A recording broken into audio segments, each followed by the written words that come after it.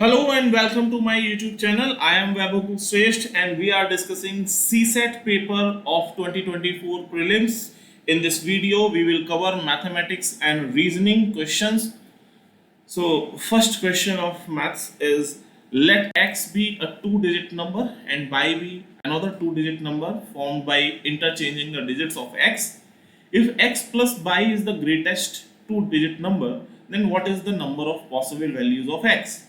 It means ये कह रहा है कि x अगर कोई दो डिजिट का नंबर है तो y भी दो डिजिट का है और उसमें एक सिमेट्री ये मिलती है। अगर ये 54 है तो ये यहाँ पर इंटरचेंज हो जाते हैं, इट इज 45। और अगर हम इन दोनों को ऐड कर दें then it becomes 99 which is a greatest two digit number. दो डिजिट में सबसे बड़ा नंबर कौन सा है? 99। तो पूछा है कि x की पॉसिबल वैल्यूज क्या क्या हो सकती है। इट मींस सेट बनाइए आप, कैसे कैसे सेट बन सकते हैं। तो एक तो यही 54 45 हो गया x और y में। इसके अलावा एक पॉसिबल वैल्यू है 27 72, दूसरा है 81 18, इसके अलावा एक है 36 63। तो अगर एक बार आप इसकी वैल्यू ले रहे हो 54 27 81 36, तो अगली बार रिवर्स कर दीजिए। It mean 63 18 72 45। It means there are total possible values of x कितनी होंगी? 8। Number of possible values of x are 8।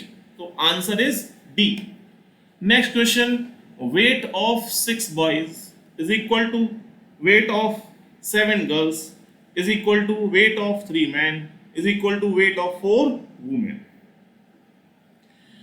और ये कह रहा है कि average weight of the women is 63 kg। Average कैसे निकालते हैं? Average is equal to total upon number.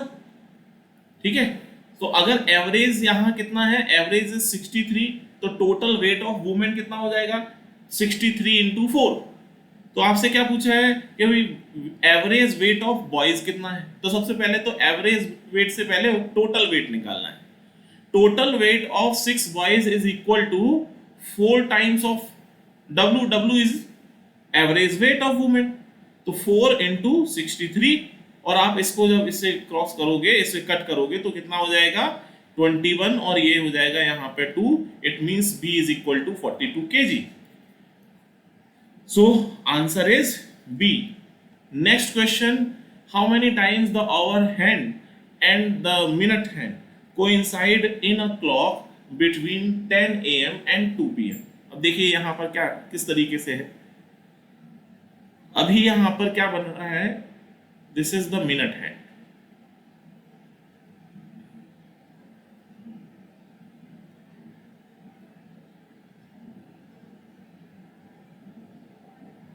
अभी 10 बज रहे हैं। 10 AM से फिर 11 AM होगा, फिर 12 PM होगा, देन 1 PM होगा और फिर 2 PM होगा। और यहां पर यह पूछा है कि मिनट हैंड और आवर हैंड एक दूसरे को कोइंसाइड कितनी बार करते हैं सेम डे पर। तो 10 AM से 11 AM की बारी जब आएगी तो ये क्रॉस कब होगा? देखो 11 AM बजने से पहले ये जहां पर कोइंसाइड करेंगे दोनों आवर हैंड, और देखिए इस जगह पर फर्स्ट टाइम कोइंसाइड होगा क्योंकि 11 बजने वाले हैं। फिर 12 बजे तो एग्जैक्ट कोइंसाइड होता ही है। ठीक है, this is second time. Then फिर उसके बाद आप देखिए यहां पर है this is 12, this is 1, this is 2। और अब यहां पर क्या हुआ है कि ये 12 बजे के बाद मिनट का जो हैंड है ये आगे की ओर रोटेट होगा, लेकिन दोबारा जब ये 12 पे आएगा तब तक ओवर वाला हैंड आगे खिसक के 1 पे पहुंच जाएगा। इट मींस जब ये फर्स्ट 1 PM होगा उस टाइम कोई भी कोइंसाइड नहीं होगा। तो फर्स्ट टाइम यहां पर कोइंसाइड हुआ है, first time coincide. Second time coincide 12 बजे हुआ था। 1 बजे दोपहर में 1 PM पर कोई भी कोइंसाइड नहीं हुआ है, लेकिन जैसे ही 2 बजने के लिए ये मिनट वाली सुई आगे की ओर जाएगी, then it will cross the overhead. It means यहां पर थर्ड टाइम कोइंसाइड होगा, थर्ड टाइम कोइंसाइड, तब जाके फिर क्या होगा, ये यहां से इस तरीके से आगे निकलेगा और फिर आगे जाके 2 बजेंगे। It means total 3 times coincidence यहां पर हो रहा है जब ओवरहैंड और मिनट हैंड एक दूसरे को क्रॉस कर रहे हैं। तो answer would be A. Next question, calendar for the year 2025 is same for which year? तो देखो, अगर मान लो 1 जनवरी 25 को मंडे है, देन इन 1 जनवरी 26 को ट्यूसडे होगा, 27 को क्या होगा, Wednesday, and in 2028 which would be a leap year, this is a leap year, तो लीप ईयर में क्या होता है, फरवरी में 29 डेज हो जाते हैं, बट इट इज जनवरी, तो जनवरी इट मींस फरवरी से पहले तो कुछ भी चेंज नहीं होने वाला। तो 1 जनवरी 2028 को थर्सडे रहेगा, लेकिन उसके बाद जब 29 आएगी 2029, तब 1 जनवरी को फ्राइडे न बढ़ के सैटरडे हो जाएगा, क्योंकि बीच में एक गैप आ गया बिकॉज ऑफ 28 लीप ईयर और 29 फरवरी उसमें ऐड हो गई है। उसके बाद फिर 2030 में संडे होगा, and in 2031 again the 1 January would be of Monday, तो मंडे यहां पे आ जाएगा। इस तरीके से हमारा आंसर क्या हो जाएगा, 2031। It means C would be the answer. Next question, P Q R S these are distinct positive integers, और कहा है P Q be odd, R S be even. तो आप यहां पर मान लीजिए पॉसिबल वैल्यू ले लीजिए, पी ऑड है, पी 1 है, क्यू ऑड है, 3 है, आर मान लिया इवन है तो 2 है, एस इवन है तो 4 है।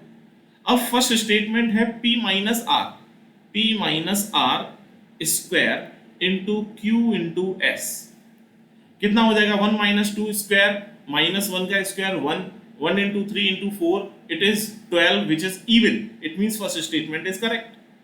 Now second statement, q minus s into q square into s, 3 minus 4 minus 1, 3 square 9 into 4 36 minus का 36।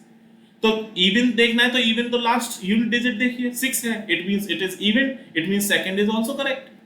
Now the third, q plus r, 3 plus 2 into 3 plus 2 का square into 1 plus s means 4, तो 3 plus 2 का square कितना हो गया, 5, 25 into 5 125, which is a odd number. It means all are correct. Answer is D. Next question, what is the angle between the minute hand and overhand? ये एक formula है कि दोनों सुइयों के बीच में एंगल कितना होगा, 11m minus 60h upon 2।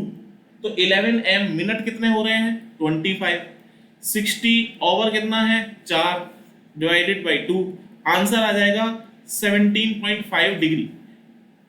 So C is the right answer.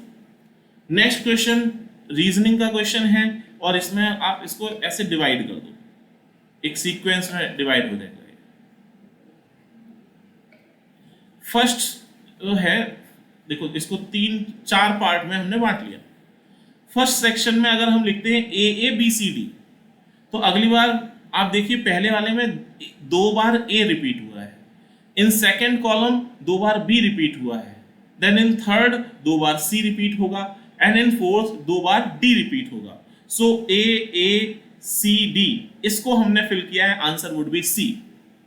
Next question एक पार्टनरशिप का क्वेश्चन है कि जो P है ये Q से 14,000 रुपीज ज्यादा इन्वेस्ट करता है, while Q invest only X रुपी।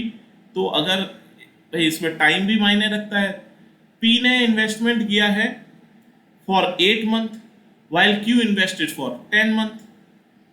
अब ये कह रहा है कि जो P का शेयर है, P share is 400 rupees more than Q share। Q के शेयर से ₹400 ज्यादा है। और किसमें ज्यादा है? प्रॉफिट में, टोटल प्रॉफिट। तो देखो टोटल प्रॉफिट कितना है यहाँ पर? ₹2000। अब ये टोटल प्रॉफिट पार्टनर्स के बीच में ही बटेगा। It means P plus Q is equal to ₹2000। तो P की वैल्यू यहाँ पर अगर आप रखते हो, मान लीजिए P यहाँ पर आपने रखा M और ये है N, ठीक है, या फिर आप ऐसे मत लीजिए, आप P और Q ही रखिए। तो P बराबर है Q plus 4000, Q plus 400, not 1000, तो 2000। इधर क्या हो जाएगा? 2Q, 400 उधर साइड में लेके जाइए, हो जाएगा ₹1600। Q बराबर आ जाएगा ₹800।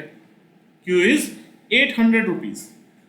Then put this value in this equation. तो P की वैल्यू कितना आ जाएगा? ₹1200। It means out of ₹2000 profit, division कितना हुआ? 800 और ₹1200 का।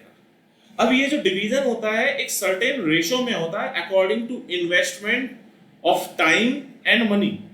इट मीन्स अगर आप यहां पर इसको डिवाइड करते हो, मीन्स अगर आप P बाई Q किया जाए तो कितना आ जाएगा? 14,000 plus X into 8 divided by X into 10 बराबर P को कितना मिला? ₹1200 divided by ₹800।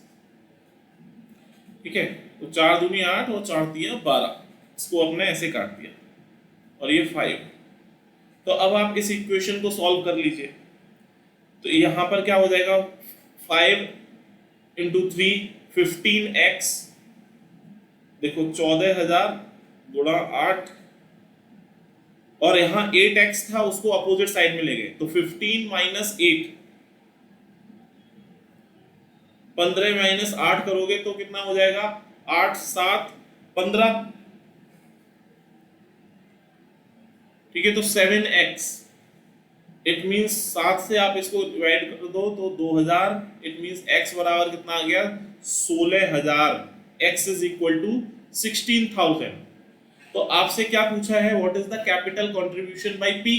It means put this value of x in this equation. तो 16,000 प्लस 14,000 कितना हो गया? 30,000। तो 16 प्लस 14, यही तो इसने इन्वेस्ट किया था, 14K बराबर 30K, and this is the answer. So answer is A, 30,000। Next question is P salary is 20% lower than Q salary, which is 20% lower than R salary. ऐसे क्वेश्चन में आप सीधे मान लीजिए value. Suppose R salary is ₹100, तो Q की salary क्या है? R की सैलरी से 20% कम है। इट मींस 20% कम का मतलब कितना हो गया? ₹80। और P की वैल्यू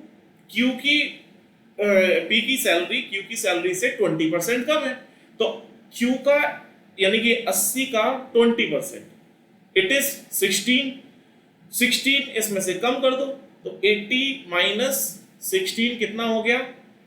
₹64। ये इसकी वैल्यू हो गई। अब आप यहां पर देखिए क्या पूछा हुआ है कि how much percent is R salary more than P salary, यानी कि R की सैलरी P से कितनी ज्यादा है। कंपैरिजन हो रहा है P से, ठीक है। तो अब आप यहां पर माइनस करोगे तो 100 माइनस 64 डिवाइडेड बाई 64 इंटू 100%, ठीक है, तभी तो आपको पता चलेगा कि कितनी ज्यादा है 100%। तो 100 माइनस 64 कितना हो गया? It is 36 upon 64 into 100%। तो अब यहां पर आप इसको डिवाइड कीजिए, कितना आ जाएगा? अगर आप इसको सॉल्व करते हो तो 56.25%। It means B is the answer. Next question. A number is mistakenly divided by 4 instead of multiplying by 4. It means हमको करना था कुछ, कर दिया कुछ और। करेक्ट हमको क्या करना चाहिए था और गलती हमसे क्या हुई? तो देखो यहाँ करेक्शन हमारा होना था, करेक्ट मिस्टेकनली डिवाइडेड बाई 4 कर दिया हमने, जबकि हमें मल्टीप्लाई करना था 4x करना था हमको, ठीक है, और यहाँ हो कुछ और गया है। तो अब यहाँ एक तो तरीका है कि आप इस तरीके से लेके चले, दूसरा तरीका है कि आप इस x की कोई वैल्यू मान लो ये x 100 है, तो ये हो जाएगा, करेक्ट हो जाएगा 400, और यहां पर हो जाएगा 25। अब आपसे पूछा है कि what is the percentage change in the result, it means result 400 आना था, 25 रिजल्ट आ गया है, तो परसेंटेज डिफरेंस कितना है ये बताइए। तो यहां पे आप कैसे निकालोगे, और किससे चेक करना है, ओरिजिनल से, इट मींस 400 जिससे हम कंपेयर करते हैं वो चीज नीचे आ जाएगी, 400 माइनस 25 डिवाइडेड बाई 400 इंटू 100%। आप इसको सॉल्व करेंगे तो आंसर आ जाएगा 93.75%। So D would be the answer. Next question, in an examination 80% of student passed in English, 80% English में पास होते हैं, 70% पास होते हैं हिंदी में, 15% फेल हो जाते हैं दोनों में, ठीक है। तो अब यहां पे एक वेन डायग्राम बना देते हैं। मान लीजिए ये इंग्लिश का सर्किल है, ये है हिंदी का सर्किल, और हम इसमें काउंट करेंगे कितने लोग फेल हुए हैं, ठीक है, क्योंकि यहां पर क्वेश्चन क्या कह रहा है, what is the percentage of students who failed in only one subject, किसी एक सब्जेक्ट में जो फेल हुए। अब 80% इंग्लिश में पास हुए, तो कितने लोग फेल हुए इंग्लिश में, इंग्लिश में फेल की संख्या कितनी है, 80% को घटा दोगे तो 20%। हिंदी में फेल जो हुए हैं केवल वो कितने हुए हैं, 70% पास हुए हैं, इट मींस 30% लोग फेल हुए, और 15%, क्योंकि ये वेन डायग्राम बना रहे हैं हम फेल वालों का, तो 15% तो दोनों में हुए, तो इसीलिए इंटरसेक्शन पोर्शन में आ गए। अब फेल हुए 20 इंग्लिश में, तो 15 यहां आप लिख दीजिए 5%, ये 15% था। हिंदी में 30% था, तो हिंदी में आप 15% लिख दीजिए। अब पूछा है भाई कितने लोग केवल एक सब्जेक्ट में फेल हुए हैं, तो 5 + 15 यहां से उठाइए, 5 ये 15 यहां से उठाइए, यहां पर रखिए, टोटल कितना आ गया 20। It means B with B the answer, B हमारा आंसर हो गया। अगला क्वेश्चन, यहां क्या कह रहा है, father said to his son n years back, कि आज से n years पहले I was as old as you are now। यहां पर एक चीज ध्यान रखिए कि भाई जो फादर है उसकी प्रेजेंट एज हमने f मान ली, जो सन है उसकी प्रेजेंट एज हमने s मान ली। अब ये कह रहा है कि आज से n years पहले मींस f माइनस n, उसकी जो एज थी वो आज उसके बेटे के बराबर है, ये पहली इक्वेशन हो गई। फिर कहता है कि my present age is 4 times, father की जो प्रेजेंट एज है वो सन की जो n ईयर्स पहले एज हुआ करती थी उसका 4 टाइम्स है, तो ये यहां पर निकल के आ गया। और ये कह रहा है कि if the sum of the present ages of father and son is 130 means f plus s is equal to 130, तो ये पूछ रहा है कि f माइनस s बताइए, ठीक है। अब यहां पर इसको कैसे किया जाए, इन दोनों इक्वेशन से पहले तो हम कुछ सॉल्व करने की कोशिश करेंगे। तो क्या करना है, f की वैल्यू फर्स्ट इक्वेशन से क्या आ जाएगा, f इज इक्वल टू, यहां से आएगा f is equal to s plus n, ये वैल्यू उठा के सेकेंड इक्वेशन में हम पुट करेंगे, तो यहां क्या आ जाएगा, s plus n is equal to 4s minus 4n, ठीक है। और यहां क्या आ जाएगा, 3 times of s, 4n opposite side में आएगा तो प्लस का हो जाएगा, यहां आ जाएगा 5n, और s बराबर कितना हो जाएगा 5/3n। अब ये s की वैल्यू आप रख दीजिए इस वाली वैल्यू यहां पर, तो s बराबर 5/3n, तो f बराबर क्या हो जाएगा 5n/3 प्लस यहां n था तो आप एलसीएम ले लो, तो कितना हो जाएगा 8n/3, फादर का एज इतना आ गया 8n/3। अब यहाँ पर ये f और s जो आ गया है, इन दोनों को इस वाली इक्वेशन में रख दीजिए। This is third equation. क्या है ये? 8n/3 plus 5n/3 is equal to 130। तो कितना हो जाएगा? 8 5 13 n 130 डिवाइडेड बाई 3 है ये, यहां से ये 10 टाइम्स जाएगा, n is equal to 30। n की वैल्यू आ गई है 30 और आपसे पूछा है difference between f minus s। So सबसे पहले क्या करना है? n की वैल्यू यहां से रखोगे तो f की वैल्यू आ जाएगी। देखिए 30 है तो 8n डिवाइडेड बाई 3, तो 8 इंटू 30/3 मीन्स कितना आ जाएगा? फादर की एज 80, सन की एज आ जाएगा यहां पर 50। ठीक है, तो 80 साल के पिताजी हैं, f बराबर आ गया 50 और s बराबर आ गया, सॉरी f इज 80 और father is, son is of 50 age. तो 80 माइनस 50 कितना हो गया? 30। यही डिफरेंस था, आंसर हो गया ए। ठीक है, अब अगला क्वेश्चन यहां पर पूछा हुआ है, consider the following, 1 metre cube is equal to 1000 litre. ये यहां पर यूनिट पूछी गई है। ठीक है, तो मीटर और लीटर की अगर हम बात करें तो यहां पर क्या आ जाएगा? 1 मीटर क्यूब बराबर होता है, 1 क्यूबिक मीटर होता है 1000 लीटर। और अगर हम 1 मीट्रिक टन की बात करते हैं, मीट्रिक टन टू केजी, तो ये 1000 केजी के बराबर होता है। तो 1 मीट्रिक टन 1000 केजी के बराबर हो गया।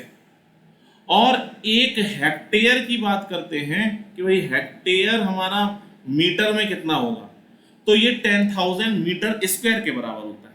ठीक है, हेक्टेयर एरिया हो गया, ये एरिया को नापता है, ये वेट को नाप रहा है, ये आपका इधर साइड में ये वॉल्यूम को नाप रहा है।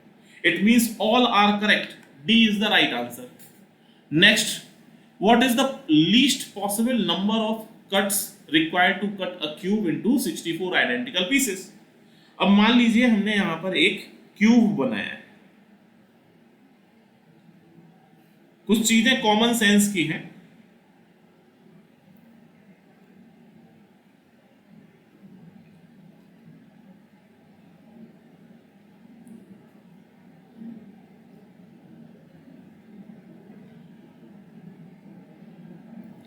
अब देखिए हम यहां पर 64 कितने बार हमें कट करना पड़ेगा। तो आप देखिए यहां पर हमने पहली बार इसको यहां से ऐसे कट किया, एक बार यहां पर कट किया।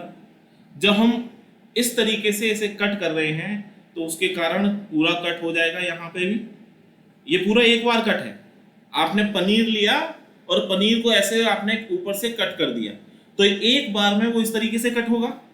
So this is 3 cut. ठीक है, 3 कट आपने लगा दिए। अब दूसरा कट आप लगा रहे हो इस तरीके से, तो ये वाला कट कुछ ऐसे यहां पे आ जाएगा। फिर कितना हो गया?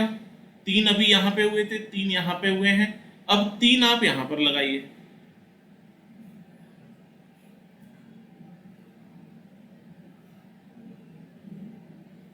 तो इस तरीके से टोटल इनका कितना हो जाएगा? 9। So answer would be B. तो इस तरीके से हमारे 64 ब्लॉक्स बन जाएंगे, 64 आइडेंटिकल पीसेस बन जाएंगे। So answer is B. Next question, in the expression 5 into 4 into 3 into 2 into 1 is chosen। यहां पर इसमें जो स्टार लगा हुआ है ना, वो इंटू नहीं है बल्कि स्टार है।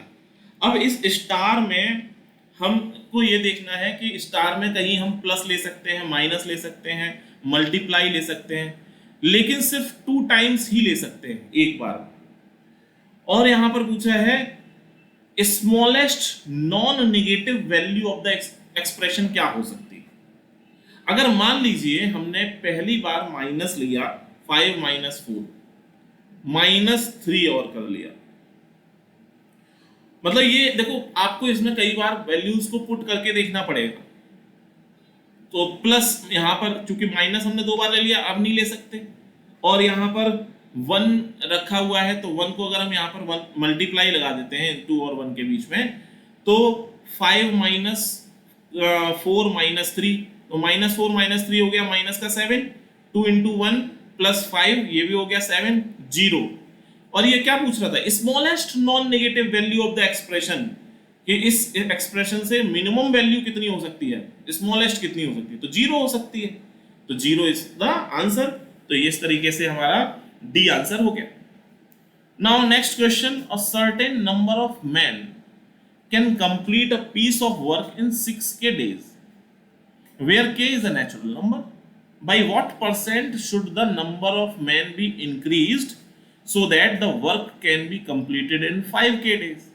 सिंपल सी बात है कि मान लीजिए x मैन है, x मैन 6k डेज लगाते हैं,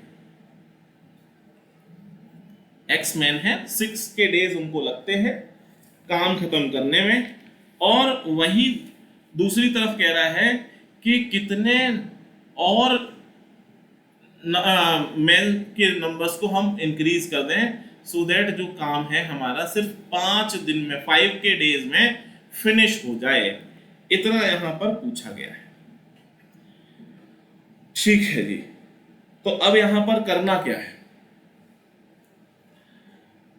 तो देखिए कैसे किया जाएगा। पीस ऑफ वर्क यहां पर कोई भी मान सकते हैं। अब इसको करने के कई सारे तरीके हैं। शॉर्टेस्ट पाथ मैं आपको बता देता हूं कि अगर यहां पर क्या किया जाए, 6k और 5k, आप मान लीजिए 6 दिन और एक तरफ है 5 दिन, x आदमी, तो यहां पर अगर हमने कुछ पीस नंबर्स हमने बढ़ाए होंगे, ठीक, तो टोटल वर्क तो बराबर ही होगा, यानी कि x इंटू 6k बराबर x plus p into 5k। भाई ये जो प्रोडक्ट है, प्रोडक्ट का मतलब होता है कि total number of work, x आदमी 6 दिन काम करते हैं, 6k डेज काम कर रहे हैं, तो टोटल वर्क कितना हुआ, तो टोटल वर्क तो इक्वल है।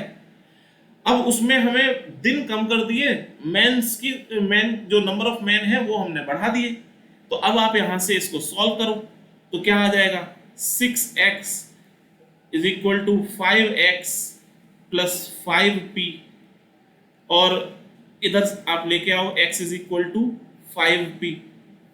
तो यहां से ये हमें समझ में आया कि 5p है। पहले 5% थे, 5 लोग थे, अब हमने क्या किया, 5 में एक और बढ़ा दिया है, ठीक। तो अब आप देखो कितने हो गए, ये 6 हो गए। तो पहले, अब आप यहां पर देखो, पहले 5 लोग काम कर रहे थे, अब 6 लोग काम कर रहे हैं, तो कितने परसेंटेज का इंक्रीज हुआ है, तो 6 माइनस 5 पहले से कंपेयर कर रहे हैं तो 100%, मींस कितना हो जाएगा, 1, 5 से आप इसको काट दो तो ये 20 time, it means 20%। This is the answer, so C is the answer. अगला question, x by z can complete a piece of work individually in 6 hours, 8 hours and 8 hours respectively. However, only one person at a time can work in each hour and nobody can work for 2 consecutive hours. ठीक है, क्या कह रहा है कि x by z, ये लोग जो हैं x by और z, ये लोग एक किसी काम को 6 घंटे, 8 घंटे और 8 घंटे में फिनिश कर लेते हैं, ठीक। तो अब सबसे पहली चीज तो आप यहाँ पे क्या करते थे, पहले इनका एलसीएम लेते थे 24। ये 24 क्या होता था, ये टोटल वर्क कहलाता है, टोटल वर्क। फिर आप यहाँ पर लिखते थे कि इसको डिवाइड किया तो 4, 3, 3, और इस तरीके से यहाँ पर क्या निकल के आता है, ये बेसिकली ये चीज क्या पता चल रही है कि इन 1 आवर कितना काम कंप्लीट हो रहा है, work done in 1 hour by each x by z। अब ये कह रहा है कि तीनों लोग मिलके काम करते हैं, लेकिन इस तरीके से करते हैं कि only 1 person at a time, can work, दोनों एक व्यक्ति एक बार में एक ही व्यक्ति काम करेगा in each hour, and nobody can work for 2 consecutive hour, दो अगले दूसरे घंटे में वो दूसरा व्यक्ति काम नहीं करेगा। एक ने एक बार काम कर लिया तो अगली बार दूसरा व्यक्ति काम करेगा। तो आप देखो एक्स ने मान लीजिए पहले घंटे में काम किया, एक्स ने पहले घंटे में काम किया, कितना उसने यूनिट खत्म कर लिया, 4 यूनिट। अगले घंटे में बाई काम करेगा, फिर जेड काम करेगा अगले घंटे में। तो आप यहां पर देखो 3 यूनिट बाई ने खत्म किया, 3 यूनिट जेड ने खत्म किया। इट मींस टोटल 3 घंटे में कितना काम खत्म हो रहा है, 10 यूनिट का काम खत्म हो रहा है। ठीक, अब आप यहां पर जब 10 यूनिट का काम खत्म हुआ, टोटल वर्क है 24 घंटे का, फिर अगली बार फिर से एक्स बाई जेड लगेंगे। इट मींस फिर से 3 घंटे और लगेंगे 10 यूनिट काम को कंप्लीट होने में। ठीक, अब देखिए कितना हो गया, 10 और 10 20 हो गया। रिमेनिंग कितना बचा, 4 यूनिट बचा है, 4 यूनिट बचा है। इसको काम करने के लिए कौन आएगा, यहां पर भी एक्स बाई जेड ने किया था, अब एक्स की बारी है, एक्स आएगा और एक्स यहां पर 4 यूनिट को निपटा देगा। इट मींस सिर्फ 1 घंटा और लगा, तो 3 3 6 और 1 7, टोटल 7 आवर्स निकल के आ जाएगा। So D is the answer. Next question, how many consecutive zeros are there at the end of integer obtained in the product। तो देखो यूनिट डिजिट पर जीरो कब हो सकता है, जब वहां पर 10 20 वगैरह हो, या 5 और 2 इनका मल्टीप्लाई हो रहा हो। तो ये जो सीक्वेंस है 1 square 2 into 4 to the power 4 3 to the power 6 4 to the power 8, तो अगर हम यहाँ 5 और 10 20 इन सबको ही लिखते हैं तो देखो इसके बाद 4 to the power 8 के बाद क्या आ जाएगा, 5 to the power 10 into, फिर आप 6 7 8 9 10 को लेके आइए, 10 to the power कितना होगा, 10 यहाँ पे है, फिर 12 14 16 और फिर 18 और 20। ठीक है, फिर उसके बाद 15 पे आइए, 15 पे आएंगे तो यहां पर कितना आ जाएगा, 30 आ जाएगा। ठीक, फिर उसके बाद 20 पे आइए तो 20 के ऊपर पावर आ जाएगी 40 की, फिर उसके बाद 25 के पावर कितना आ जाएगा, 50। ये यहां पर लिखा हुआ है। तो अब आप देखिए 10 और 20 इनकी पावर कितनी है, 20 और 40, तो 20 प्लस 40, इसका मतलब 60 तो हो ही चुका है, 60 से कम होने का तो सवाल नहीं उठता है। तो यहाँ 50 55 तो हटा ही दीजिए। अब बात आती है 100 और 200 की। तो अब यहाँ पर हमने पहले तो 0 0 को काउंट कर लिया 10 20, अब 2 और 5 इन सब की भी बात कर लेते हैं।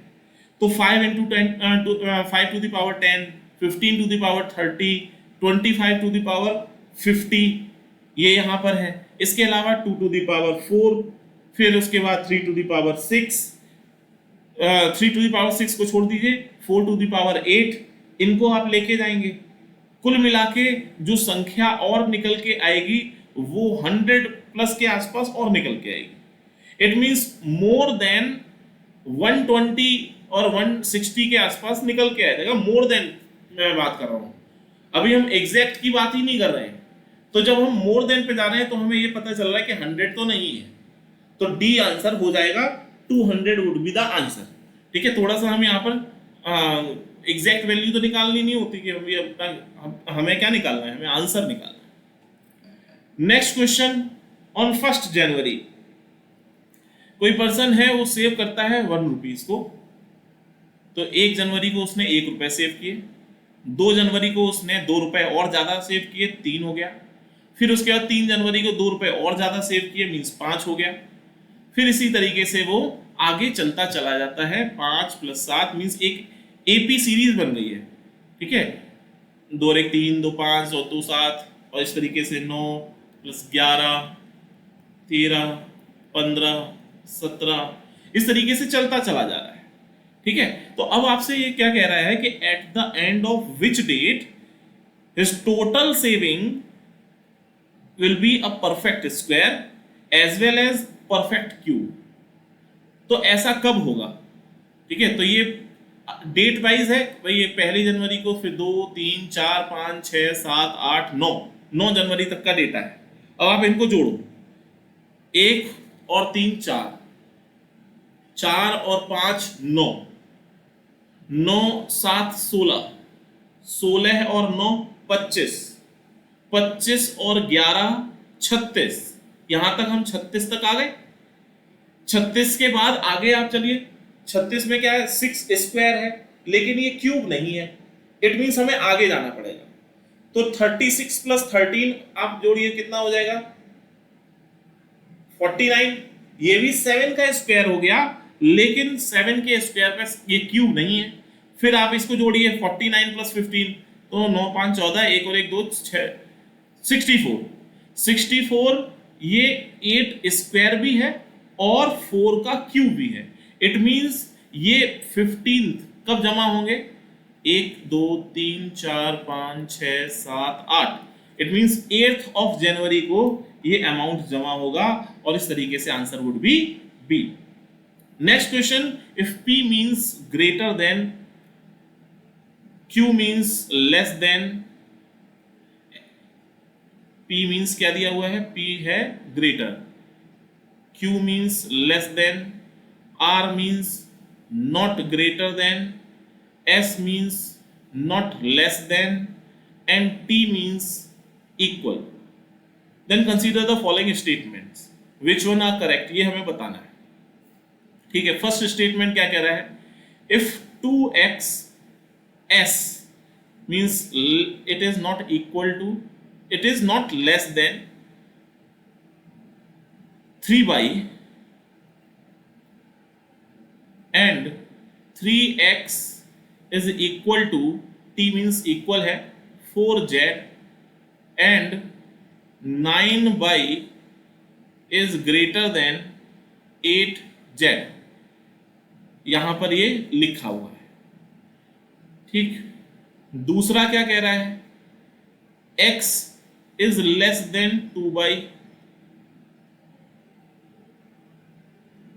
y is not greater than z, then x would not be greater than z। ठीक है, ये रिजल्ट है। तो ये पूछा है कि भाई इसमें कौन सा ठीक है, कौन सा नहीं। अगर यहां पर ये लिखा हुआ है, इतनी इंफॉर्मेशन दी गई है, तो इसमें से हमको वैल्यू निकालनी है। तो देखिए, अगर 3x is equal to 4z है, 3x is equal to 4z, तो अगर आप इस 2x में इसकी वैल्यू रखते हो, तो 4 इंटू यहां कितना हो जाएगा, 8z/3 is not less then 3y। ठीक है, तो ये 3 इधर ले जाइए, 9y मीन्स ये कितना आ जाएगा, इसका मतलब हो जाएगा 8z is not less then 9y। Not less then का मतलब इट मे बी कि ये इक्वल हो जाए, इट मे बी कि ये बड़ा ग्रेटर हो जाए। तो कुल मिला के जो रिजल्ट दिया हुआ था 9y is greater then 8z, तो ये तो मना कर रहा है कि ये नहीं हो सकता, यहां पर ऐसा नहीं है। इट मींस जो रिजल्ट दिया है वो गलत दिया है, तो ये करेक्ट नहीं है। फर्स्ट स्टेटमेंट इनकरेक्ट हो गया। Second statement, x is smaller then 2y and y is not greater than z। तो अगर आप यहां पर x इसको रखते हो, y means x/2 less than y, और यहां पर क्या आ जाएगा, इक्वेशन हो जाएगी z। तो क्या x और z के बीच में रिलेशन बन पा रहा है क्या, x is greater then not greater than z? बिल्कुल बन पा रहा है। ठीक है, लेकिन यहां पर भी कोई ऐसा जरूरी नहीं दिखाई दे रहा है। अगर इक्वल में होता तब तो हम इसको रिलेट कर सकते हैं, ये एक अलग फॉर्म है। ये हो सकता है कि यहाँ पर 5 लिखा हो और यहाँ पर ये लिखा हो 3/2, x की वैल्यू 3 हो जाए, और ये z जो है जेड यहां पर क्या लिखा हुआ है, by is not greater then Z, by Z से बड़ा नहीं है। तो ये हो सकता है कि ये 7 लिखा हो, तो इनके बीच में कोई इक्वेशन नजर नहीं आती, ठीक है। और by is smaller than and equal to, इस तरीके की कोई बात नहीं दिख रही है। कुल मिला के सेकेंड भी हमारा रॉन्ग हो जाएगा। So neither one nor two, D would be the answer. Next question, A B C D is written as 24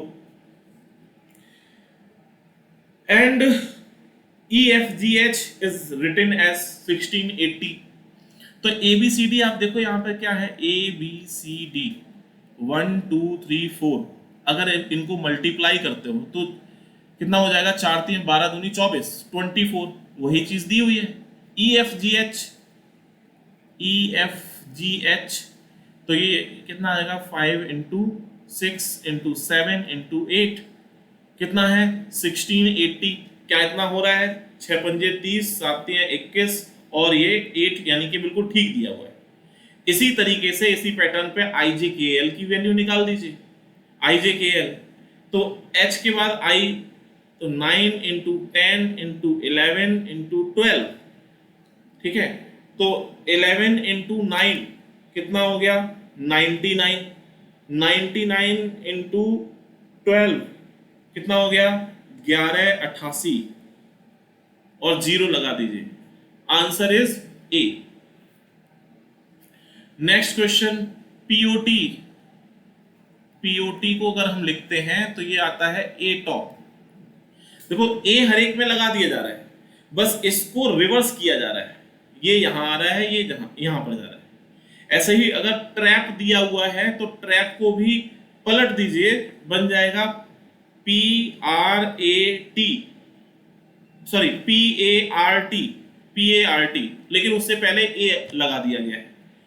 ऐसे ही अगर एरेना लिखा है, arena, then it would be, A तो आप लगा ही दीजिए और यहां पे आ जाएगा NERA, अनेरा, ठीक है। तो अनेरा ये यहां पर आ जाएगा। So D would be the answer. Next question, what will come in place of star? तो 3, 14, 39, 84, अब यहाँ पर क्या आएगा ये देखना है, and 258, 258। तो देखो इसमें कोई मल्टीप्लाई वाला तो दिखाई नहीं दे रहा, तो डिफरेंस निकालते हैं।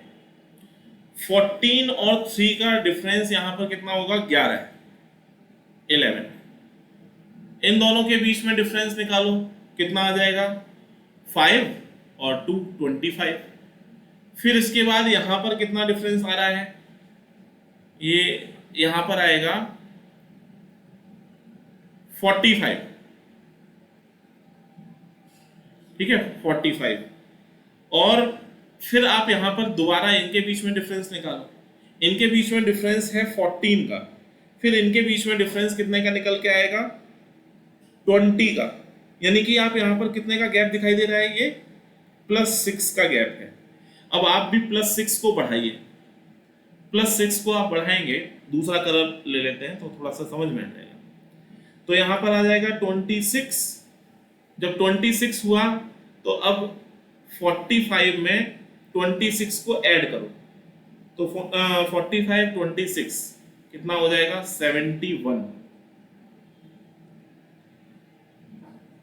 ठीक है। 71 में 84 को ऐड करो, तो 84 + 71 8 7 15, 155 आ गया।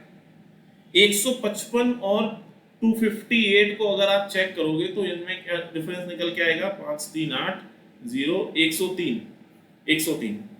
71 और 103 के बीच में डिफरेंस अगर आप देखोगे तो कितना निकल के आएगा, 2 32।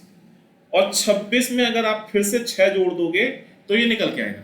इट मींस आंसर हमारा क्या हो जाएगा, B, 155। So answer is B.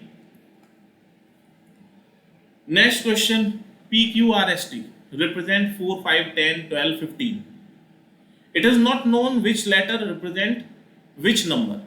क्या कह रहा है? P Q R S T, ये नंबर्स हैं, ये कोड है, और इन सभी की वैल्यू 4, 5, 10, 12, 15 में से कुछ भी हो सकती है। कोई जरूरी नहीं कि इनके सामने लिखी हुई वैल्यू है, लेकिन कुछ इक्वेशन दी है। Q minus S is equal to 2 times of S। फिर यहां पर कहा है T is equal to R plus S plus 3। Then what is the value of P plus R minus T, इसकी वैल्यू बताइए। ठीक है, तो अब आप यहां पर देखो, इसको सॉल्व करते हैं तो यहां से हमें क्या निकल के आएगा? S को अपोजिट साइड में लेके जाओ तो Q is equal to 3 times of S। तो हम ये कह सकते हैं क्या कि Q is equal to 15, then S is equal to 5। ठीक है, तो 5 क्या हो गया? 5 इज S, 15 इज Q। इतनी वैल्यू हमें समझ में आ गई।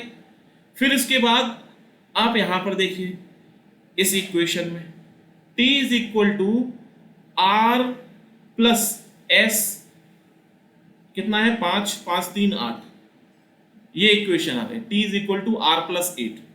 तो अगर हमारे पास जो रिमेनिंग वैल्यू है 4, 10, 12, इससे हम चेक करें तो T इज इक्वल टू 12। अगर 12T है तो R कितना है? 4 हो सकता है, बिल्कुल हो सकता है। 8, 4, 12 होता है। तो 10 जो बचा है ये हो गया P। तो put the value and get the answer. 10 plus R कितनी है? 4 माइनस 12, तो कितना हो जाएगा? 2। सो answer would B B। B answer हो जाएगा। Next question. अब देखो ये जो क्वेश्चंस है ना, पहले कभी IBPS PO में इस तरीके से क्वेश्चंस आते थे, खासतौर से SBI PO वगैरह के एग्जाम में। तो अब यहां पर भी वो क्वेश्चंस देने लगे हैं। इट मींस यहां मैथमेटिकल कैलकुलेशन नहीं है, पढ़ के दिमाग खराब हो जाता है।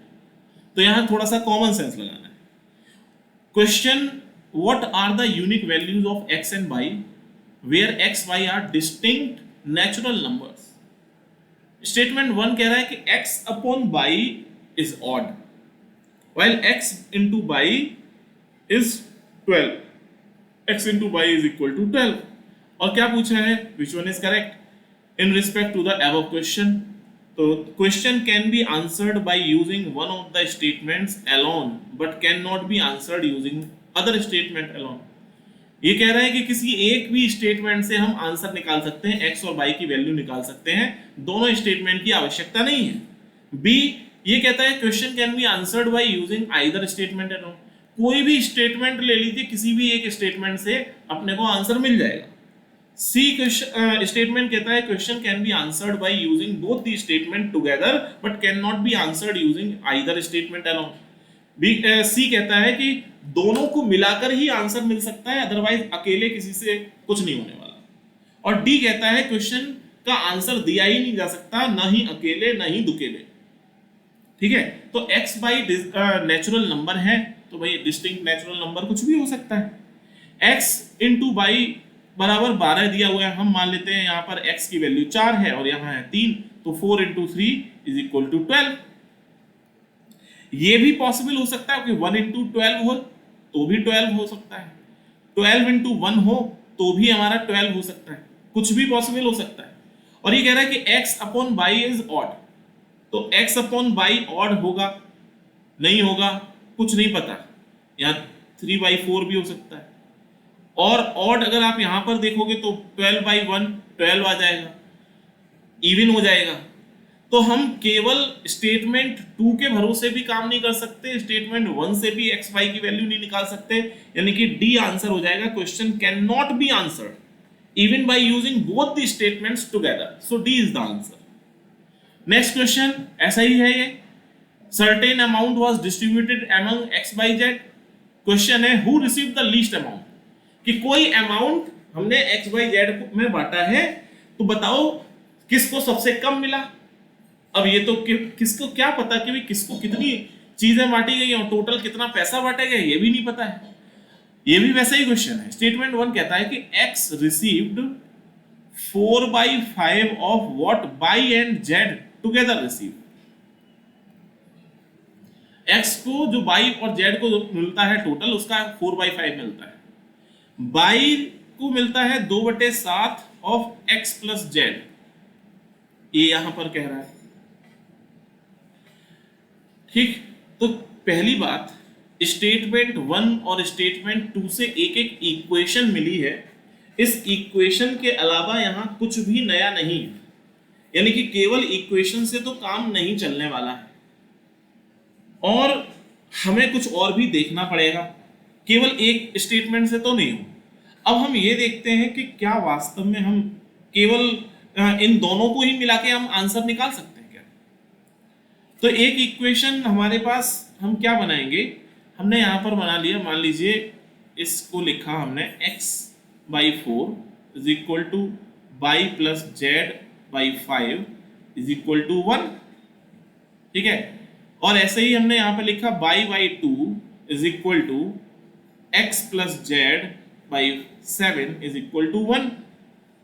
इस इक्वेशन से आप ये लिख सकते हो कि x/4 इज इक्वल टू 1, तो इससे हमें ये निकल के आ जाएगा x इज इक्वल टू 4, और यहां से हमने निकाला तो y/2 is equal to 1, it means यहां से निकल के आएगा y is equal to 2।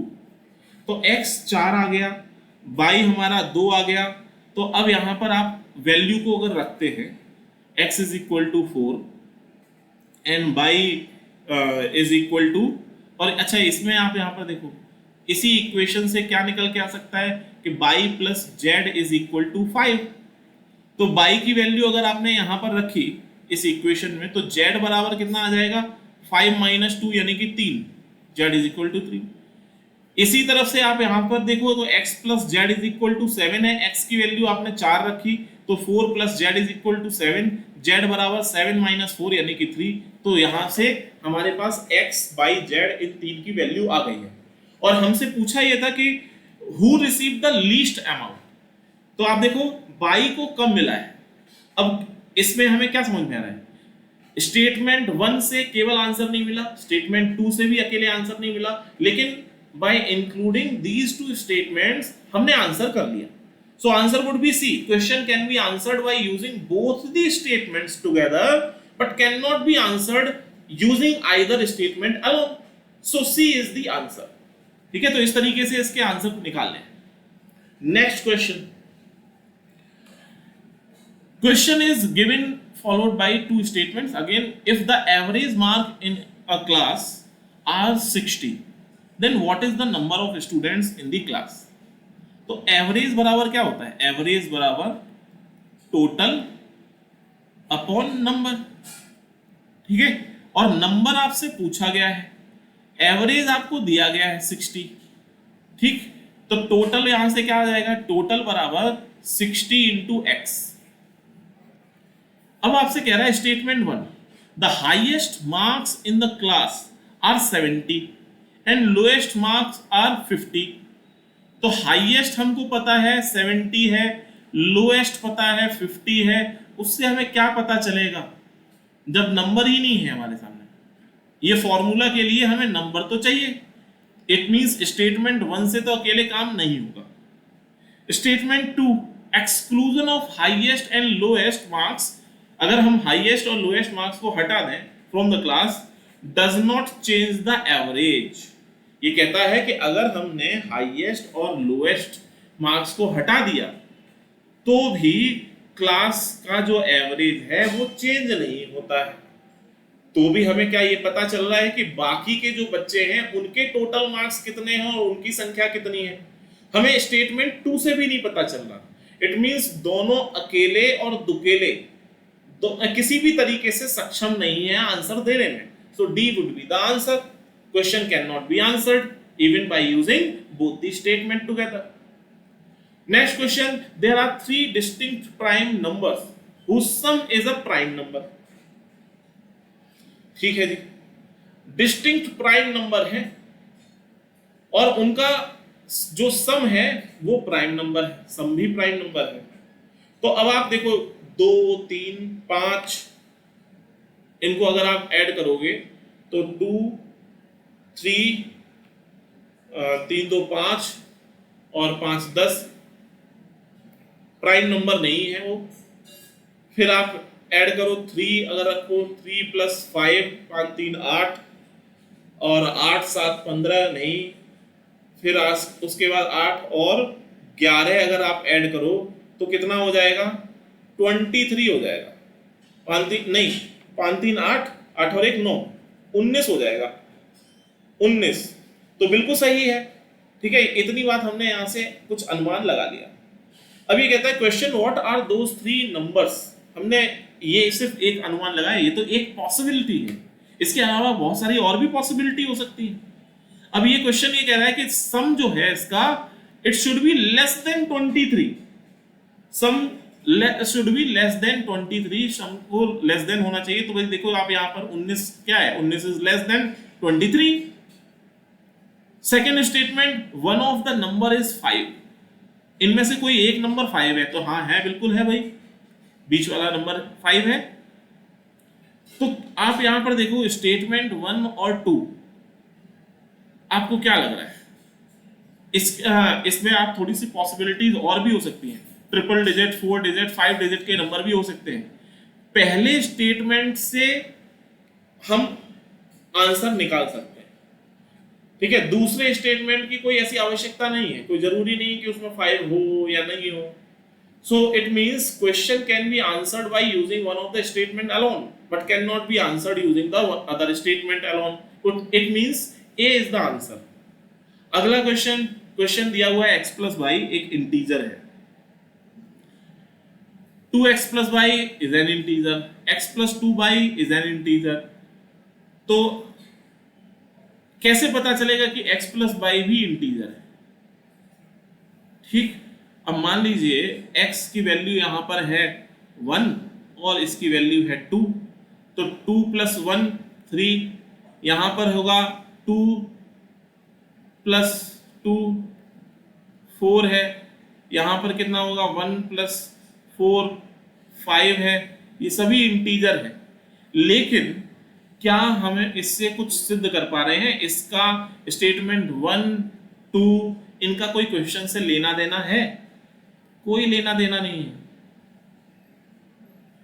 x + y N integer, कैसे पता चलेगा?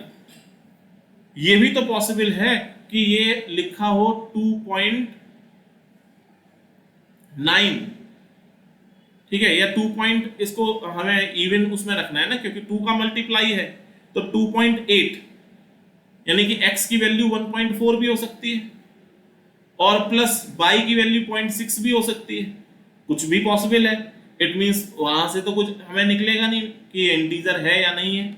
1.4 + 0.6 आपने इस तरीके से निकाला, तो 1.4 + 0.6 कितना हो जाएगा? 2 हो जाएगा। या एक चीज समझ में आ रही कि भाई ये ठीक है, हमारा निकल के आ गया 2। फिर x + 2y, इसी को अगर हम यहां पर रखें कि 1.4 + 1.2, ये एक इंटीजर है नहीं, इससे भी कुछ ऐसा समझ में नहीं आएगा।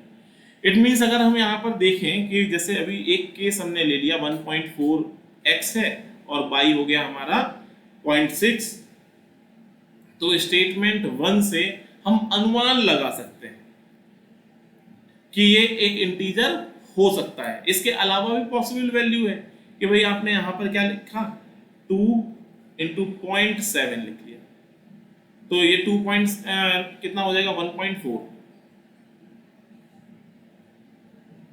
ठीक है, 0.7 ही है इस तरीके से, तो 0.7 और ये कितना था, बाई कितना था 0.6, तो 0.7 0.6। देखो यहाँ पर कोई रिलेशन नहीं बन पा रहा है, स्टेटमेंट 1 और स्टेटमेंट 2 किसी का कोई रिलेशन नहीं बन रहा। It means D is the answer, question can not be answered. अगला question, a person buys 3 articles PQR for 50 rupees, price of the article Q is 16 rupees, जो सबसे कम है, ये यहां पर हमारे सामने दिया हुआ है। तो यहां से P + R कितना आ जाएगा, P + R = 34 रुपीज। ये हमारा क्वेश्चन में दिया हुआ है। सो पूछा गया है what is the price of article P, P की वैल्यू कितनी होगी। अब स्टेटमेंट 1 क्या कह रहा है, cost of P is not more than R, ये कह रहा है P is not more than R, P is less than R. Statement 2 कह रहा है cost of R is not more than P, R is smaller than P. तो ऐसे तो कई सारी वैल्यूज हो सकती है। पहले वाले में हमने मान लिया P is smaller then R, R बड़ा है P छोटा है, तो यहां पर हो सकता है कि ये 30 हो, ये 4 हो, ठीक है, ये 29 हो, ये 5 हो, ये 28 हो, ये 7 हो, ठीक है, 6 हो, 6। तो इस तरीके से तो बहुत सारी वैल्यूज हो सकती हैं। तो स्टेटमेंट 1 और स्टेटमेंट 2 दोनों से ही कोई एग्जैक्ट वैल्यू हमें नहीं पता चलेगी कि यहां पर वैल्यू क्या है, ठीक है। Again question can not be answered even by using both the statements together. अगला question, PQRS appeared in a test, ये टेस्ट देने जाते हैं। Question, has P scored more marks than Q, P को Q से ज्यादा मार्क्स मिले हैं क्या। अब ये कहां से पता चलेगा। पहला स्टेटमेंट है the sum of marks scored by P and Q is equal to the sum of marks scored by R and S, ये स्टेटमेंट 1 कह रहा है। स्टेटमेंट 2 कहता है कि sum of marks scored by P and S is more than the sum of marks scored by Q and R। ठीक, तो यहां पर पूछा है कि has P scored more marks than Q, P को Q से ज्यादा मिले हैं, ये हमें पता करना है।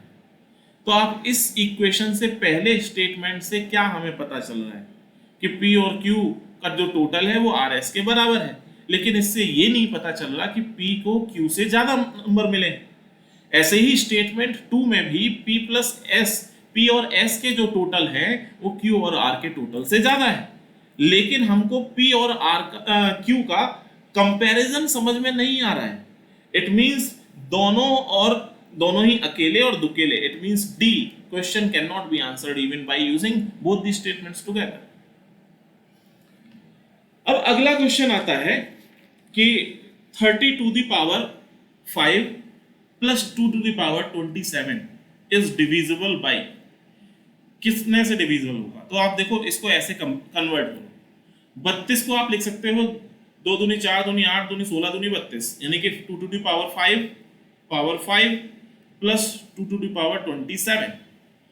तो ये जब ब्रैकेट खुलेगा तो कितना हो जाएगा 25 plus 2 to the power 27।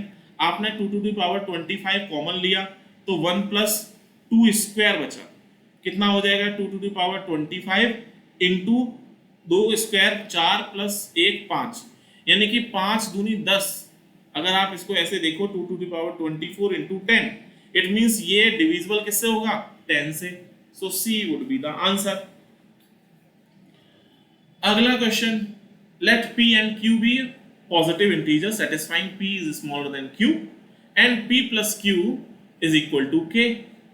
What is the smallest value of K that does not determine P and Q uniquely? Smallest value of K निकालनी है जो P और Q को यूनिकली डिटरमाइन नहीं करती है, ठीक है। तो और P और Q क्या है, एक पॉजिटिव इंटीजर है। तो यहां पर आप कैसे करेंगे इसको, positive integer satisfying P is smaller then Q, अगर ये 1 है तो ये 2 है, 1 plus 2 is equal to 3, K की वैल्यू 3 हो, तो that does not determine P and Q uniquely। ये भी पॉसिबल है कि 3 हो, ये 4 हो, 7 हो सकता है। स्मॉलेस्ट वैल्यू तो पूछी है, तो स्मॉलेस्ट वैल्यू में देखो ये 3 आ जाएगा, सबसे छोटा तो यही होगा, ठीक है। तो 3 हो गया, ये इंटीजर है, पॉजिटिव इंटीजर, 0 तो नहीं हो सकता P और Q में कुछ भी। आप लेने के लिए P और Q को ऐसे भी ले सकते हो, 3 और 4 है, 3 प्लस 4 7 हो जाएगा, तो ये स्मॉलेस्ट कहाँ रहा। इट मींस 1 2 से ही स्टार्ट करोगे तो A would be the answer. अगला question, a person walks 100 metre straight from his house. मान लीजिए यहाँ इसका घर है, ये रहा इसका घर, और ये 100 मीटर स्ट्रेट चलता है। मान लीजिए ये सीधे इधर ही चला जाएगा, ये रहा 100 metre. Then it turns left and walks 100 metre, फिर से ये 100 मीटर चलता है। Again turns left and walks 300 metre. ठीक,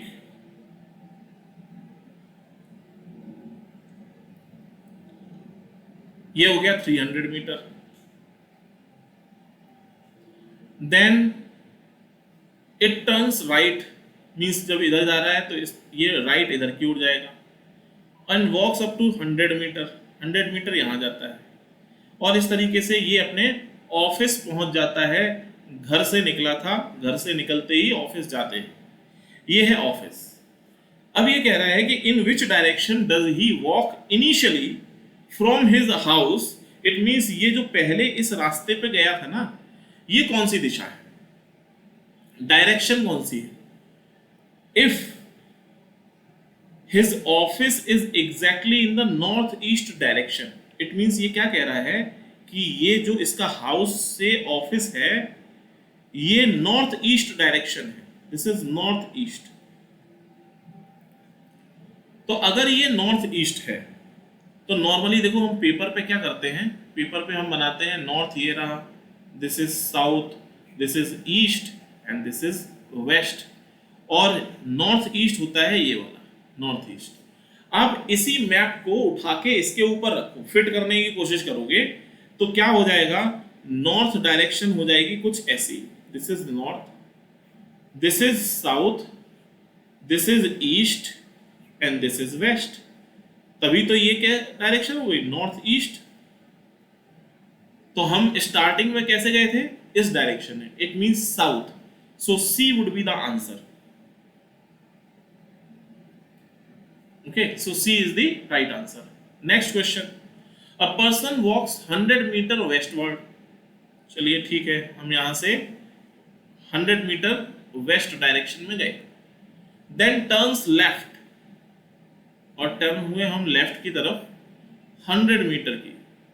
चले, he then takes 225 degree turn clockwise. Clockwise का मतलब है कि वो अपने राइट साइड में टर्न किया है।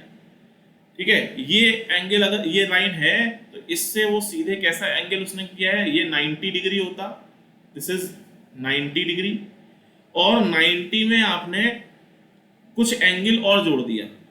ये कितना एंगल जोड़ दिया, 9 और 9 3 12, 35 डिग्री। ठीक, ये इस डायरेक्शन में निकला, ये कुछ इस डायरेक्शन में जा रहा है। तो ये आपसे पूछ रहा है कि ये कौन सी डायरेक्शन है। पहले उसने पहले क्लियर किया है, if this is west, this is north, this is east, this is south, तो ये किस डायरेक्शन में अब जा रहा है, this is north west direction. It means D is the right, sorry C is the right answer, north waste.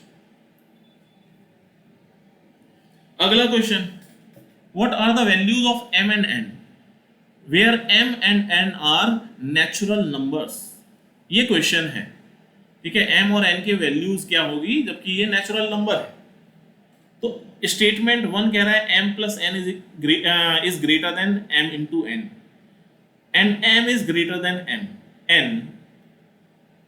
Statement 1 से क्या हम वैल्यूज निकाल सकते हैं, नहीं निकाल सकते। Statement 2, product of m into n is 24, ये क्या कह रहा है, m इंटू n इज 24, यहां पर ये दिया हुआ है। तो अगर यहां m इंटू n इतनी वैल्यू दी हुई है तो अब पॉसिबल वैल्यूज क्या हो सकती है। ऊपर देखो, यहां पर इसने बताया कि mn 24 हो गए, तो 24 को अगर आप जोड़ो या इसको ब्रेक करो इस तरीके से कि पहले स्टेटमेंट में ये कहा गया है कि m plus n is greater then m into n, और दूसरी बात यहाँ पर बताई भी गई कि m is greater then n। तो आप ये कह सकते हो कि m is 24 m is 24 and एक मिनट, प्रोडक्ट है ना, प्रोडक्ट ऑफ m, प्रोडक्ट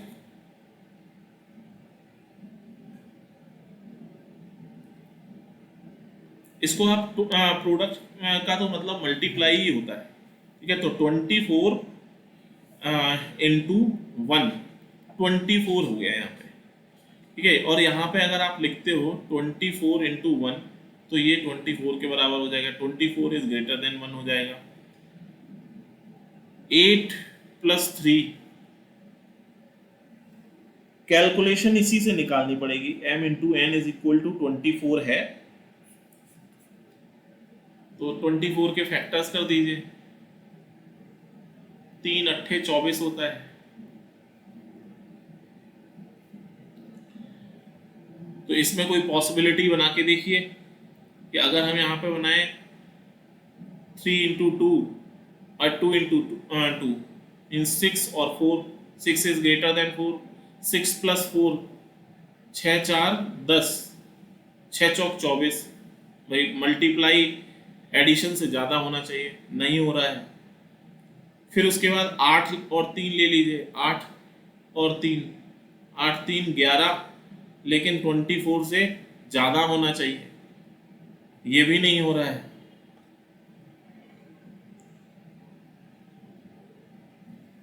ठीक, इट मीन्स दोनों के से ही आप आंसर नहीं निकाल सकते। Question can not be answered even by using both the statement. यहां आपको पॉसिबिलिटीज तलाशना है कि क्या पॉसिबल हो सकता है या नहीं। Next question, what is the time required to download the software. Software download करते हैं तो टाइम हमें कैसे पता चलेगा कि अभी 20 मिनट्स लेफ्ट है या कितना है। तो उसके लिए हमें क्या चाहिए होता है कि उसका साइज कितना है, कितने जीबी का है, और इसके साथ साथ डेटा डाउनलोडिंग की स्पीड कितनी है, ठीक है। डाउनलोडिंग स्पीड, ये दोनों चीजें चाहिए होती है ना, तभी तो पता चल सकता है कितना टाइम होगा, स्पीड। तो स्टेटमेंट 1 से देखो, size of the software is 12 megabyte, transfer rate is 2.4 kilobyte. तो यहाँ साइज पहले में दिया है, दूसरे में स्पीड दी है, तो स्टेटमेंट 1 और 2 अकेला नहीं सॉल्व कर सकता, लेकिन मिला के सॉल्व हो सकता है। इट मींस सी आंसर हो जाएगा। Question can be answered by using both the statement together, but cannot be answered using either statement alone. Okay. Next question, what is the number of fives used in numbering a 260 page book? कोई एक book है जिसकी numbering करने में हम 5 कितनी बार use करेंगे। तो अगर देखो स्टार्टिंग 5 मतलब 0 से या 1 से आप 100 तक की गिनती देखो, तो 5 को नोट करो, 5, फिर 15, 25, 35, 45 और फिर 55 और फिर इधर आ जाएगा 65, 75, 85, 95, ठीक है। अब आप इसके साथ साथ पहले तो इसको काउंट कर लो, 1 2 3 4 5 6 7 8 9 10 एंड 11। ये 11 है, 11 के साथ साथ 51 52 53 54 देन 56 50, अच्छा 50 से स्टार्ट करो सेकेंड डिजिट से, तो 57 58 59, 11 यहाँ हो गए थे, 12 13 14 15 16 17 18 19 20। इट मीन्स अप टू 100, 1 से लेके 100 तक 20 टाइम्स हम 5 रिपीट करते हैं। ये हो गया 1 से 100 तक की कहानी। ऐसे ही अगर हम 101 से 200 की भी बात करते हैं तो इसमें भी 20 टाइम्स 5 रिपीट होगा, ठीक।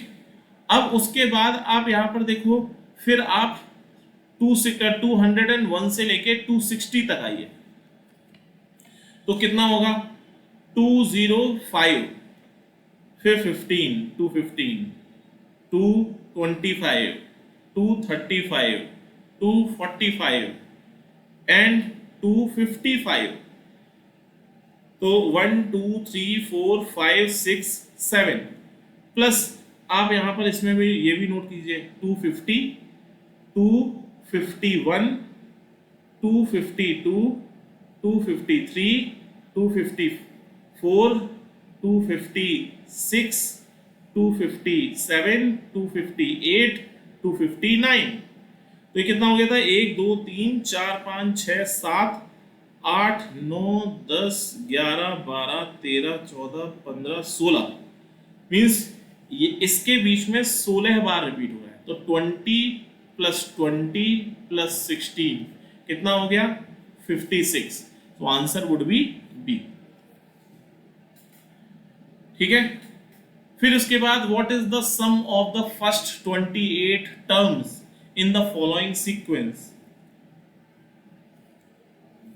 फर्स्ट 28, तो 1 1 2 1 3 2 1 4 ये सीक्वेंस यहां पर चल रहा है। अब इसको किस तरीके से यहां पर सीक्वेंस बनाया हुआ है इसको देखिए। आप इसको ट्रिपल में लेके चलिए, 1 1 2।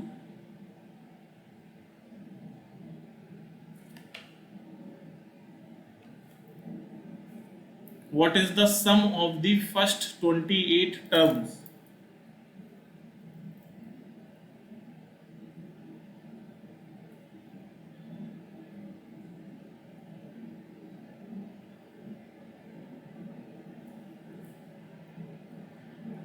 चलिए 76 क्वेश्चन को छोड़ देते हैं। ठीक है, 77 पे आते हैं। PQR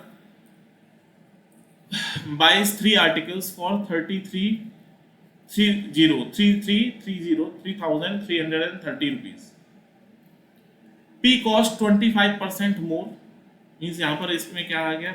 इक्वेशन क्या बनी? P plus Q plus R is equal to 3330.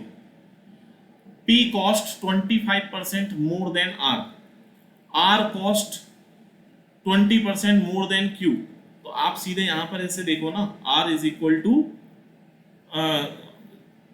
क्या है? R से पहले ये क्या है? Q को दिया हुआ है Q से, तो Q से कंपैरिजन कर रहे हैं। Q हमारा 100 है, तो R कितना हो गया?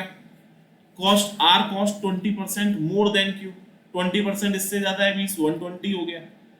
अब P cost 25% more than R, तो 25% ऑफ 120 कितना हो गया? इसका मतलब 25% का मतलब होता है 1/4, मीन्स 30 इसमें ऐड कर दो 150। अब ये पूछा है what is the cost of P, तो यहां पर आपने इन तीनों को ऐड किया, कितना आ जाएगा? 370। अब ये हमने अभी सिर्फ माना था, हमने मान लिया था Q की वैल्यू 100 है, कुछ तो ये मल्टीप्लाई पे होगा x में, तो मान के चलो भाई 370x इज इक्वल टू 3330। यहां से आपने इसको अगर मल्टीप्लाई, इसको डिवाइड किया x से, तो कितनी बार जाएगा ये? 9 टाइम्स। ठीक है, 9 टाइम्स जाएगा, x इज इक्वल टू 9। तो पूछा क्या है? Cost of P। तो कॉस्ट ऑफ P कितना होगा? 150 इंटू एक्स यानी कि 9, तो 15 135, 1350 रुपीज। सो P यहाँ पे आंसर कितना हो गया? D is the answer. Next question, if the sum of the 2 digit number AB and CD is 3 digit number 1CE। ठीक है, where the letter ABCDE denote distinct digit, then what is the value of A? Okay, तो यहां पर भी अनुमान लगाना है। ये क्या कह रहा है कि AB को, ये कोई एक 2 डिजिट नंबर है, दूसरे 2 डिजिट नंबर CD से हमने जोड़ा और उसके एडिशन से क्या आया? 1CE आया। ये नंबर है और C। अब पॉसिबिलिटी देखो, A की यहां पर क्या पूछा है? What is the value of A? A की वैल्यू क्या हो सकती है? कोई एक नंबर आप यहां पर जोड़ने की कोशिश करो। अगर यहां पे मान लीजिए 4 है, यहां 5 है, 5 4 9, 6 2 8, तो कभी भी नीचे ये यहां पर सेम डिजिट कब नहीं हो सकता। अगर हम एक काम करें कि इसको 9 ले लें और 97 हम लिख लेते हैं, ठीक है, और यहां पर हम लिख दें 5 7 5 12 1, एक और एक 2, 9 2 11, 112। तो देखो यहाँ पर पॉसिबल है ना। और ये पॉसिबिलिटी कब हुई है, देखो ये नंबर ये कुछ भी चेंज हो सकता है। यहाँ पर ये हो सकता है कि ये 98 हो, 98 हो जाए और यहाँ पर आपका ये 16 लिख जाए, फिर आप जोड़ दिए 8 से 14, एक और एक 2, 9 2 11। इट मीन्स ए की वैल्यू फिक्स है, ए वुड बी 9, ठीक है। सो आंसर वुड बी ए। ये आपकी तार्किक क्षमता को चेक कर रहा है, कितना आप चेक कर सकते हो। Next question, 3 numbers x y z are selected from the set of the first 7 natural numbers such that x is greater than 2y is greater than 3z. How many such distinct triplets are possible? कितने triplets बन सकते हैं, ठीक है। First 7 natural numbers कौन कौन से हो सकते हैं? फर्स्ट 7 नेचुरल नंबर 1 2 3 4 5 6 7 ये नंबर है, और ये कह रहा है कि x greater than 2y greater than 3z, ऐसे पॉसिबल सेट बनाइए। कितने ऐसे पॉसिबल ट्रिपलेट्स हो सकते हैं x y z के? अब मान लीजिए अगर हम यहां पर रखें x की वैल्यू है 5 और y की वैल्यू रख लें हम यहां पर 2, तो 5 is greater than 2 into 2 is greater then 3 into 1, ठीक है। इट मींस पहली पॉसिबल वैल्यू क्या आ गई, 5 2 1। दूसरी वैल्यू आप देखिए, अगर हम यहां पर रखते हैं 6 ले लिया, 6, और अभी भी हमने इसको 2 रखा और अभी भी हमने यहां पर इसको 1 रखा, तो 6 2 1 ये भी लिख सकते हैं, 7 2 1 ये भी लिख सकते हैं। हम ये भी लिख सकते हैं कि 7 is greater than 2 into 3 into यहां पर 3 इंटू 1 ये लिख सकते हैं। It means 7 3 1। It means there are 4 triplets values possible, so D would be the answer. Clear? Now next question, which is the last question of paper. Total cost of 4 oranges, 4 orange plus 6 mangoes plus 8 apple is equal to cost of 1 orange plus 2 mangoes plus 5 apples, ठीक है। यहां से आप पहले तो equation इसको solve कर लो। आप क्या करिए, एप्पल्स को एक साइड में रखिए, 3 टाइम्स 8 एप्पल, ये 5 एप्पल है, तो इधर गया 5 3 8,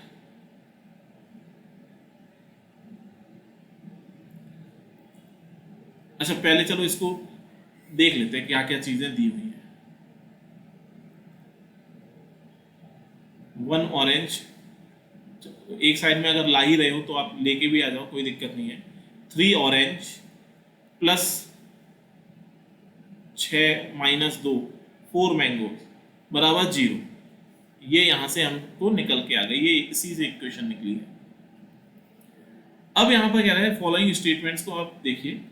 total cost of 3 oranges plus 5 mangoes and 9 apples is equal to total cost of 4 oranges plus 6 mangoes plus 8 apples. ये यहां पर दिया हुआ है पहले स्टेटमेंट में, ठीक है। तो आप यहां पर क्या करेंगे, एक मिनट, ट्वाइस, ये यहां पर देखो ट्वाइस छूट गया, इसका मतलब 2 4 और ये हो जाएगा 10, तो इक्वेशन ये नहीं बनेगी, बल्कि इक्वेशन यहां से क्या बन जाएगी, 2 oranges plus twice of mango, इधर साइड में लेके आओ, एप्पल साइड में इसको लेके जाओ, ट्वाइस ऑफ एप्पल, यानी कि एक एप्पल बराबर 1 ऑरेंज प्लस 1 मैंगो की कॉस्ट, ये निकल के आएगा, ठीक है। क्योंकि यहां पर देखो ट्वाइस छूट गया था, इसीलिए ये गलत हो रहा था। अब यहां पर इस गिवन इक्वेशन में आप देखो 3 ऑरेंज, और अब यहां पर इसको लेके जाओ, एप्पल एक साइड में लेके आओ, तो 9 माइनस 8 1 हो गया, यहाँ 1 हो गया ऑरेंज प्लस मैंगो, तो ये भी वही इक्वेशन आ रही है जो यहाँ क्वेश्चन में दिया जा रहा था, यानी कि ये स्टेटमेंट करेक्ट दिखाई दे रहा है, this statement is correct. Second, ये कह रहा है total cost of one orange and one mango is equal to cost of one apple. यही बात यहां पर दी है। It means both statements are correct, C is the right answer. ठीक है, तो इस तरीके से हम लोगों ने अभी मैथ और रीजनिंग के क्वेश्चन सॉल्व कर लिए हैं। इसमें एक क्वेश्चन हमारा छूट गया है, उसको आप सॉल्व करके हमारे टेलीग्राम चैनल पे पोस्ट कर सकते हो या मैं इसको पोस्ट कर दूंगा। ठीक है, अगर आपके पास कोई क्वेरीज हो तो आप इसमें कमेंट बॉक्स में पोस्ट कीजिए। इसके अलावा हम एक नई आंसर राइटिंग सीरीज स्टार्ट करने जा रहे हैं जिसमें पर वीक 3 क्वेश्चंस और मोर देन 3 क्वेश्चंस हम लोग कवर करेंगे, so that we will know about how to write the answer, because answer writing is the main thing by doing which you can achieve more marks in your mains exam, because prelims खत्म हो चुका है, अब mains की बारी है और mains की प्रिपरेशन मेंस आंसर राइटिंग से होती है। ठीक है, तो अभी के लिए इतना रखते हैं। Thank you.